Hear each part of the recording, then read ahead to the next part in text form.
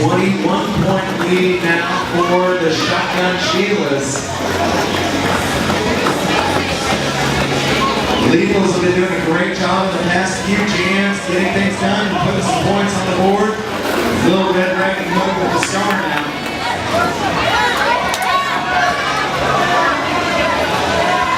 Lucky strikes they take down, getting Red a chance to work their way up into the pack.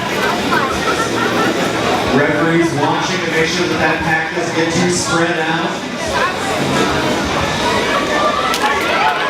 Legals doing a great job. Providing some blocking, giving Red Wrecking Hook a chance to break in front and become a lead jam.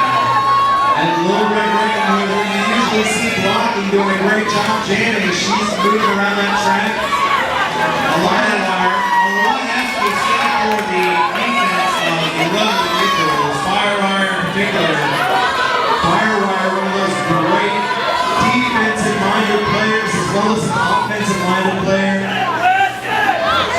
Just helping to make things happen for her team. And meanwhile, Red's